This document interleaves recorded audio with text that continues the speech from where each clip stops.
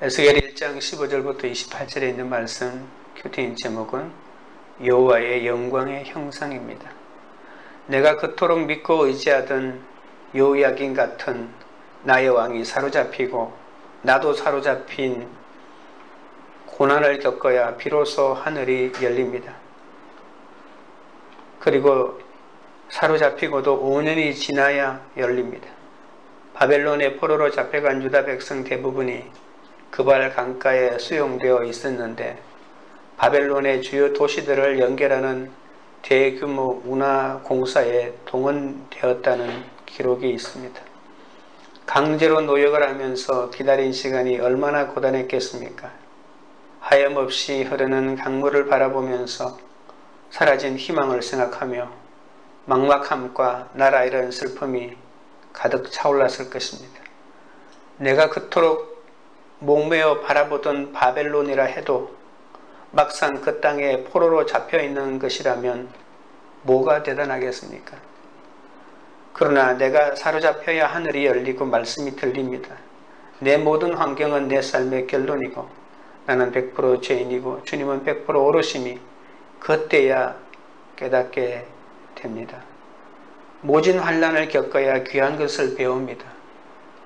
돌에 맞고도 다시 살아나고 망할 것 같지만 망하지 않고 끝날 것 같았지만 끝나지 않습니다. 환난을 겪으면서도 하나님의 선하심과 약속을 의심하며 남에게 앙심을 품거나 실망하고 체념하지 않으면 고귀한 영적 좌절이 생깁니다.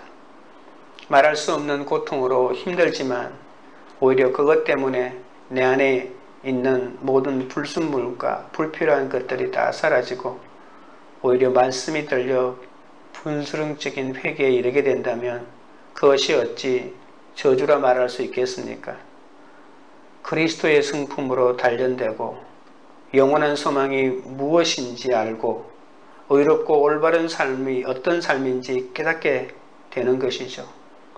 사람들이 싫어하는 포로에 살면서 인생의 보석을 발견할 수도 있습니다. 불같은 심판 가운데 빛같이 다가오는 특별한 하나님의 말씀이 임하면 고난이야말로 축복이라는 고백을 하게 됩니다. 오늘 첫 번째 네 바퀴 환상에 대해서 살펴보겠습니다. 15절부터 17절입니다.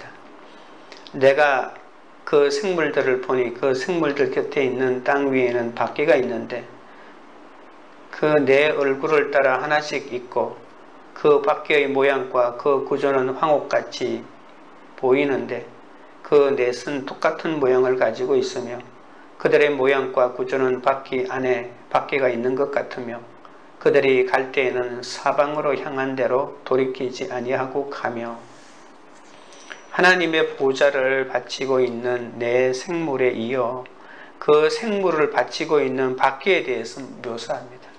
그러니까 오늘은 제일 밑에 있는 바퀴에 대해서 설명하고 그리고는 제일 위에 있는 보좌에 대해서 제일 위에 있는 그 궁창에 대해서 설명하고 그 다음에 그 보좌에 대해서 설명하는 이 세 가지 형태로 환상을 묘사합니다. 땅 위에 있는 네 바퀴가 하늘을 나는 생물의 전후좌우에서 움직인다고 말합니다. 생물의 머리 아래에 바퀴가 하나씩 있습니다. 생물의 이동수단이 되는 바퀴는 황옥처럼 생겼다고 말합니다. 바퀴 안에 또 바퀴가 있다고 말하고 황옥은 토파처로 알려진 보석인데 여러가지 색깔이 있습니다. 꼭 오늘 본문처럼 노란색만 있는 것이 아니고 다양한 색깔이 있습니다. 그리고 이 바퀴의 특징은 어느 방향으로 자세를 틀지 않고도 자유롭게 갈 수 있고 무서울 정도로 크다고 합니다. 이 바퀴들은 생물들과 완전히 하나가 되어 움직인다고 설명하죠. 생물들이 민첩하게 움직이는 데 대한 어떤 어려움도 없다고 합니다. 네 생물이 하나로 묶여 있다는 점에서 보아 생물과 바퀴 사이에는 절대적인 화합과 하모니가 잘 이루어져 있는 것을 볼 수 있죠. 이 바퀴들과 생물들처럼 이 바퀴들도 어제 우리가 살펴봤던 생물들처럼 생동감이 가득합니다. 생명의 하나님을 전하는 우리의 사역이 사람들을 살리는 생명력으로 가득해야 함을 보여주기도 합니다. 18절입니다. 그 둘레는 높고 무서우며 그 네 둘레로 돌아가면서 눈이 가득하며. 바퀴는 황옥의 광택으로 빛난다고 했죠. 그런데 그 바퀴에는 눈들로 둘러싸여 있다고 합니다. 4개의 바퀴가 달린 마차같이 생겼는데 이 바퀴들은 수많은 눈으로 장식되어 있습니다. 이 눈은 눈 모양의 조약들 보석이라고 볼 수 있습니다.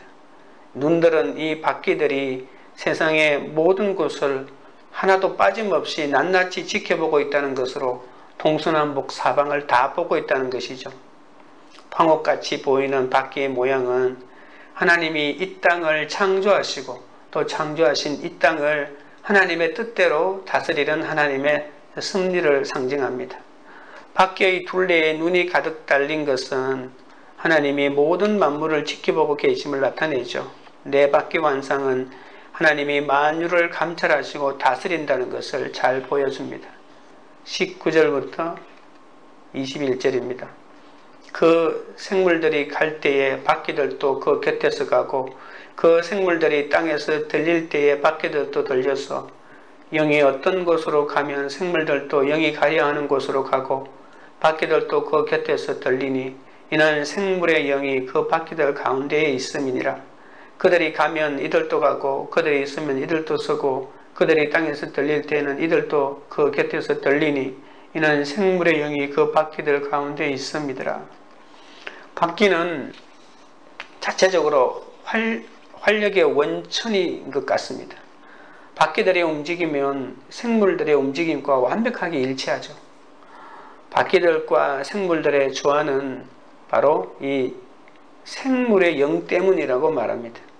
그런데 정확하게는 생물의 영은 우리가 참 접하기 어려운 번역이고 정확한 번역은 생명의 영이라고 보는 것이 더 정확한 표현입니다.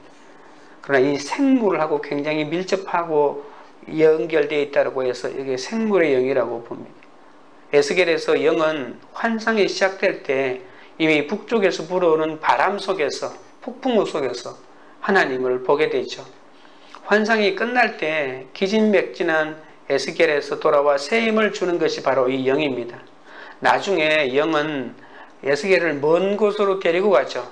먼 곳이라고 하면 바로 예루살렘 성전으로 데리고 가서 그 성전을 새롭게 보여주는 거죠. 그래서 멀리 데리고 가기도 하고요. 에스겔의 사역에서 영은 큰 역할을 감당합니다.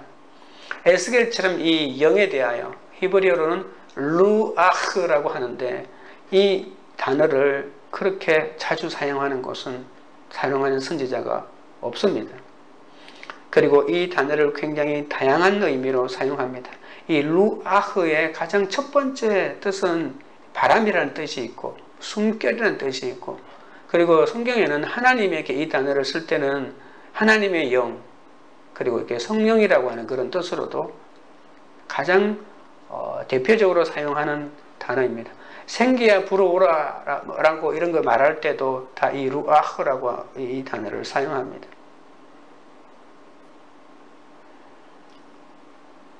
이 에스겔이 사용하는 이 영은 생명과 힘을 주는 하나님의 능력을 말합니다.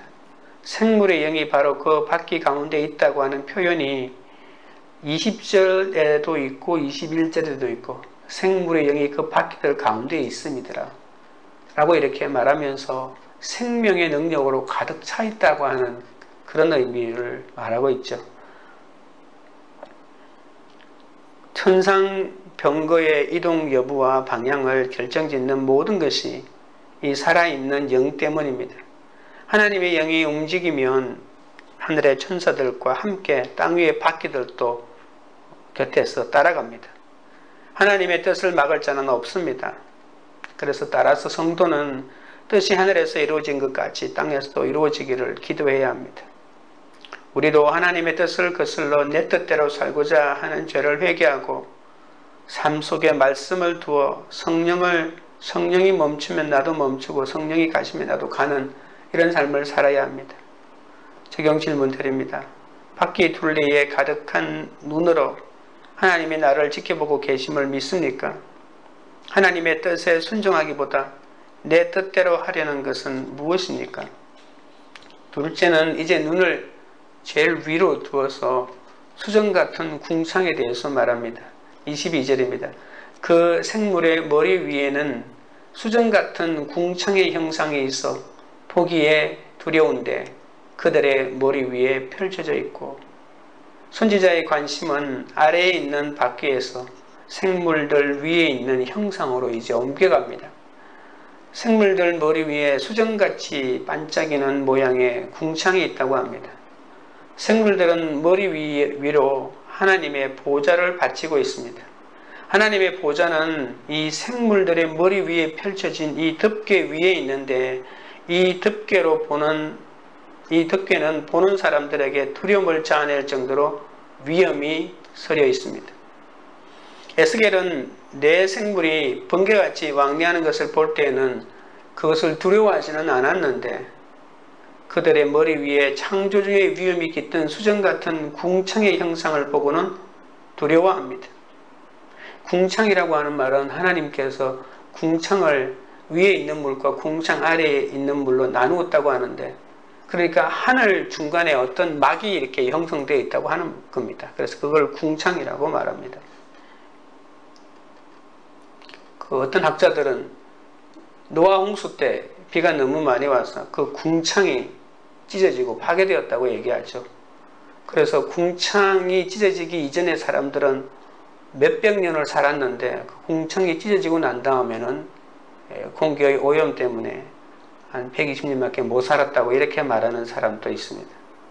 아무튼 궁창은 하나님의 창조 때부터 나오는 그냥 하늘을 뜻하는 게 아니고 하늘에 어떤 특별한 영역이 있는데 그걸 궁창이라고 이렇게 불렀고, 여기에서는 어떤 이렇게 둥근 모양을 가지고 있었다라고 이렇게 볼 수도 있습니다. 성도는 아무리 무서운 사건과 사람일지라도 그 위에 수정 같은 궁창이 펼쳐져 있는 것을 보아야 합니다. 시편 8편에는 인간의 뒤의 배경에 언제나 하나님이 있다는 것을 보고 그 사람을 판단해야 된다고 말합니다. 나약하고 깨어지기 쉬운 존재이지만 그 사람의 배경에는 언제나 하나님이 있기 때문에 하나님이 그 사람을 지키고 돌본다고, 그런 관점으로 봐야 한다고 시편 8편이 말하는 것과 마찬가지로 오늘 이 본문에서 우리가 깨달을 수 있는 것은 어떤 고난의 사건 위에도 하나님의 궁창이 열려 있다는 것이죠. 그래서 어렵고 힘든 순간에 하늘을 쳐다보고 하나님을 의지하라고 하는 그런 의미로 볼 수 있습니다. 하나님을 두려워하면 사람을 두려워하지 않게 됩니다. 하나님을 두려워하면 세상을 두려워하지 않게 합니다. 하나님을 진심으로 공경하고 두려워하면 세상의 돈과 권력을 두려워하지 않고 질병도 두려워하지 않습니다. 두려워할 것을 두려워하고 두려워하지 않을 것을 두려워하지 않는 것이 참된 영성이라고 말했습니다. 23절입니다. 그 궁창 밑에 생물들의 날개가 서로 연하여 펴 있는데 이 생물은 두 날개로 몸을 가렸고 저 생물도 두 날개로 몸을 가렸더라. 생물들을 다시 말하는 것은 덮개를 설명하기 위해서입니다. 생물들은 날개 한 쌍은 펼쳐서 그 끝이 상대방에 있는 생물의 날개에 연결되어 있다는 겁니다. 그러니까 궁창에 이렇게 덮개를 이렇게 만들고 있는데, 덮개가 어떻게 만들어졌냐면 천사가 네 날개가 있는데 두 날개로 서로 이렇게 펼쳐져 있을 때 옆에 있는 천사의 날개와 네 날개가 이렇게 연결되어 있어 가지고 이것이 둥그렇게 이렇게 덮개로 이렇게 연결되어서 만들어져 있다는 그런 뜻입니다. 제가 어제 이걸 설명하면서 이 환상에 나타난 이 존재를 UFO라고 하는 학자들도 있다고 하지 않았습니까? 그러니까 어떤 지금으로서는, 옛날로서는 도저히 상상할 수 없는 어떤 비행 물체를 설명하고 있다고 이렇게 말했는데, 우리가 생각하는 이 상상을 그림으로 그려보면 비슷한 형태를 나타낼 것 같기도 할 만큼 아주 특이한 환상이라고, 그때 당시에는 전혀 보지도 못한 어떤 형태를 설명하고 있다는 것만은 맞는 것 같습니다. 생물들은 각각 네 날개를 지녔고 두 날개로 서로 맞닿아 있고 두 날개는 자기 몸을 가리고 있습니다. 하나님을 보좌하기 위해서 창조된 가장 거룩한 천사들마저도 거룩하신 하나님을 감히 바라볼 수 없이 자기 몸을 가립니다. 우리가 이사야 6장에 이사야 소명 사건에서 날개가 서랍들이 6개가 있었다고 하잖아요. 근데 그 2개를 발을 가렸다고 이렇게 말하는데, 발이라고 하는 것은 성경이 말하는 이게 굉장히 완화된 온순한 표현이고, 원래 원어에 보면 이건 성기를 뜻하는 표현입니다.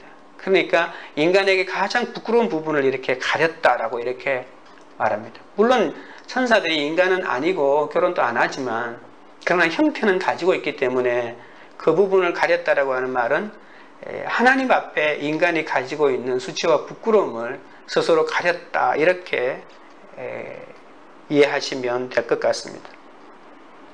하나님을 보좌하기 위하여 창조된 천사들마저도 몸을 가리는데, 거룩한 천사들도 여호와 앞에서 취하는 자세는 하나님께 함부로 대하면 안 된다는 거잖아요. 그래서 이 본문을 보면서 하나님을 만홀히 여기고 함부로 대하는 사람들에게는 경고가 됩니다. 그 궁창 밑에서 생물들이 두 날개로 자기 몸을 가렸듯이 말씀으로 내 죄를 보면 내 주제를 깨닫고 내 영광을 가리게 됩니다. 우리는 내가 영광으로 드러낼 모든 것을 다 가려야 합니다. 하나님의 영광만이 참된 영광이기 때문에 내 영광을 드러내려고 하는 그 순간에 우리는 하나님의 영광을 잃어버리게 되는 거죠. 그래서 로마서의 3장에 우리는 하나님의 영광을 잃어버린 존재로 말하고 있지 않습니까? 하나님의 영광을 잃어버렸다라고 하는 말은 자기 영광을 취했다라고 이렇게 볼 수가 있죠.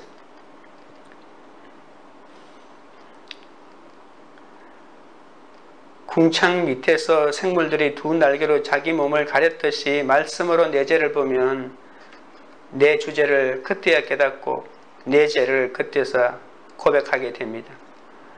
회개로 나를 가리는 것이 가장 안전한 가리는 거죠. 어떤 사람은 들키지 않는 것이라고, 그것이 가장 좋은 나를 가리는 거라고 하지만 그렇지 않습니다. 회개하는 것입니다. 하나님은 못 보는 것이 없기 때문에 하나님에게 그냥 들키지 않고 그냥 말하지 않는다고 해서 하나님에게 죄가 드러나지 않는 것이 아니거든요. 그래서 나를 가장 잘 가리는 것은 내 죄를 주님 앞에 고백하고 오픈하는 것입니다. 하나님은 그럴 때 나를 통해 많은 물소리같이 아름답고 군대의 소리같이 강력하며 전능자의 음성과 같은 복음이 이 땅에 전해지게 됩니다. 24절부터 25절입니다. 생물들이 갈 때에 내가 그 날개 소리를 들으니 많은 물소리와도 같으며 전능자의 음성과도 같으며 떠드는 소리 곧 군대의 소리와도 같더니 그 생물이 설 때에 그 날개를 내렸더라. 그 머리 위에 있는 궁창 위에서부터 음성이 나더라. 그 생물이 설 때에 그 날개를 내렸더라. 생물들의 날개가 움직일 때마다 큰 소리가 나면서 그 물체가 이렇게 날았다고 이렇게 말합니다. 이 소리를 많은 물소리와 전능자의 음성이나 또는 군대의 떠드는 소리 같다고 이렇게 표현하고 있죠. 다른 것들은 우리가 성경에서 이미 다 많이 봤는데 전능자의 소리, 음성이라고 하는 말이 무슨 말일까요? 아마도 전능자라고 하는 말은 전능하신 하나님을 뜻하는 엘샤다이라고 하는 말이 줄임말 같습니다. 이게 샤다이라고 하는 말은 우리가 보통 이제 들판이나 또는 산을 뜻하는 그런 단어입니다. 그래서 엘샤다이는 산의 하나님이라고도 말할 수가 있고요.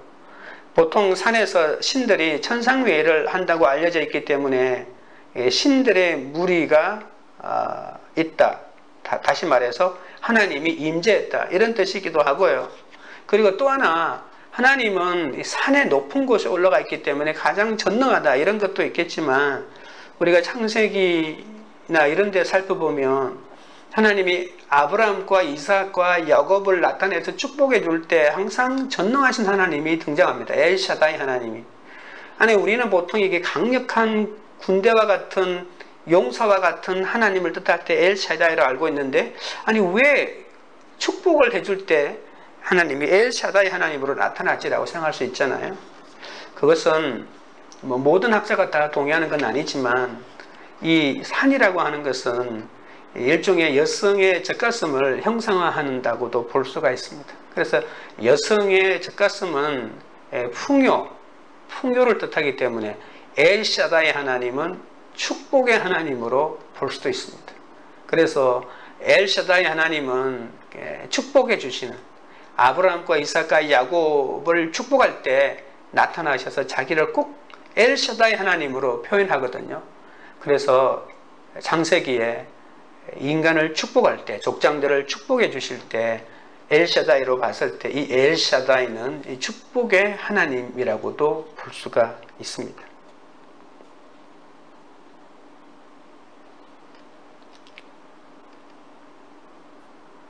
여호와가 시내산에 임재할 때도 많은 소리들을 동반했습니다.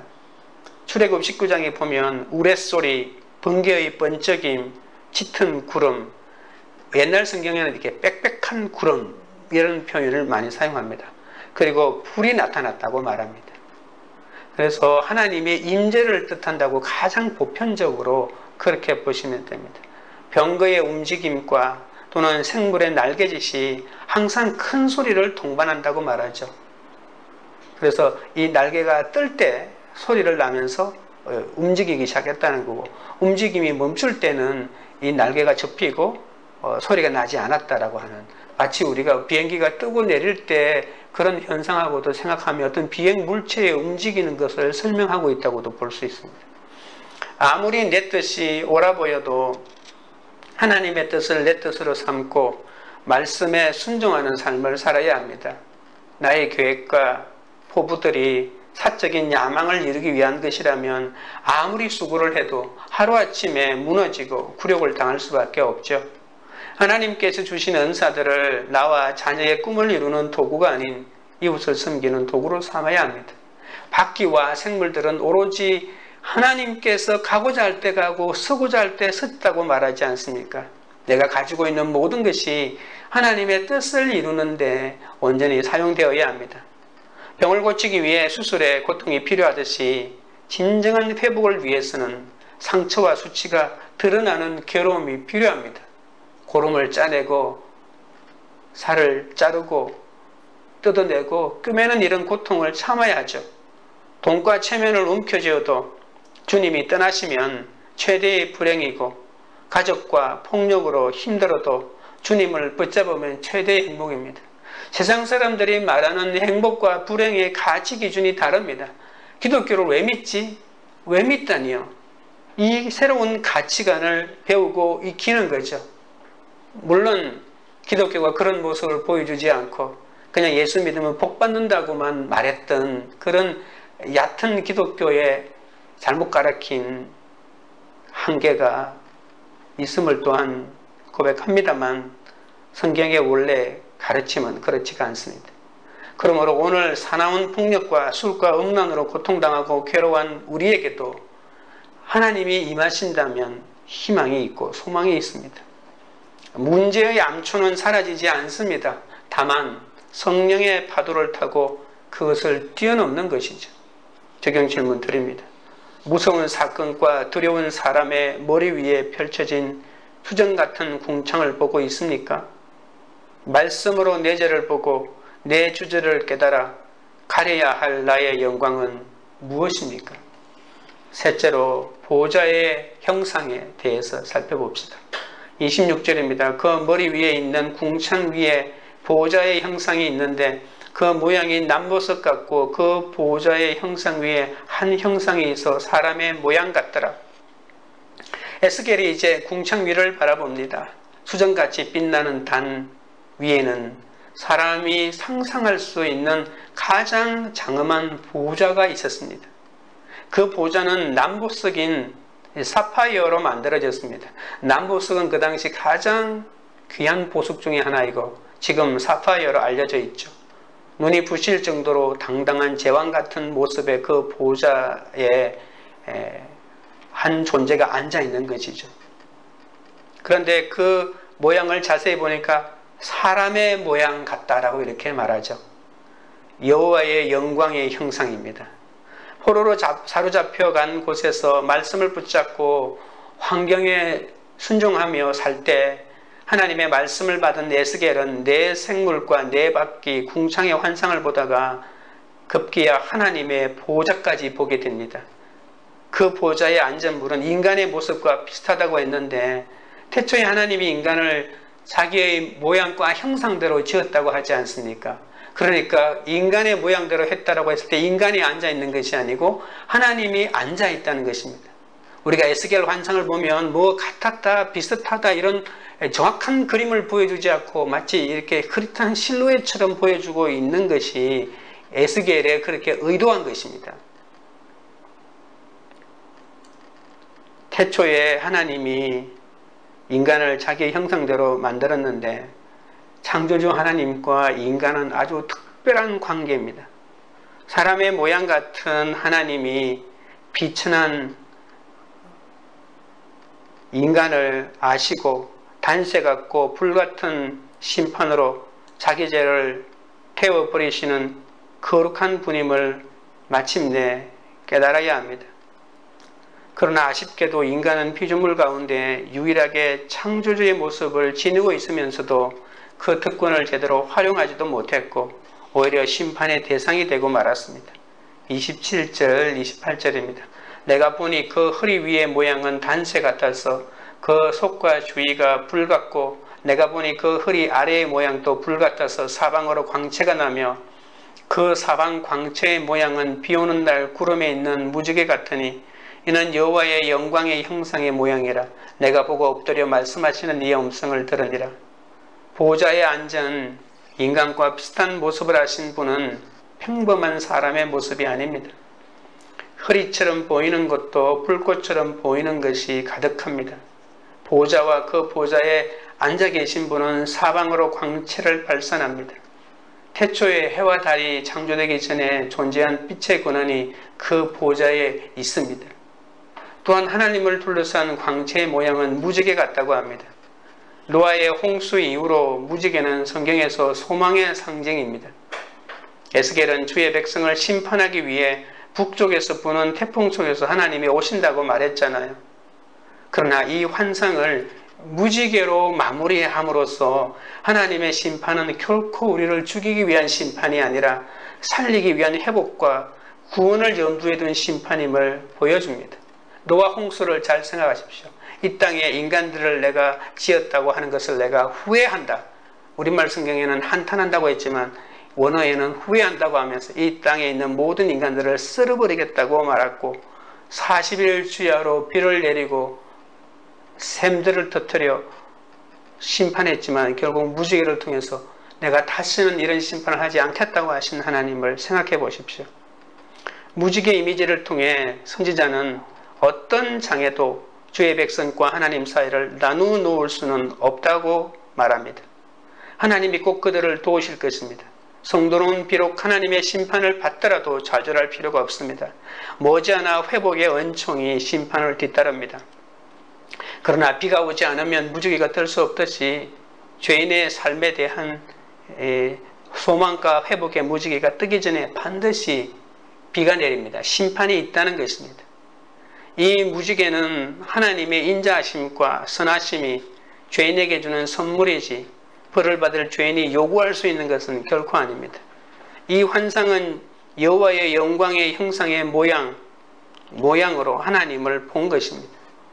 우리가 이렇게 말할 수 있습니다. 회개해야만 구원 얻을 수 있다라고 말하지만 이스라엘 백성은 회개의 가능성을 건너가 버렸습니다.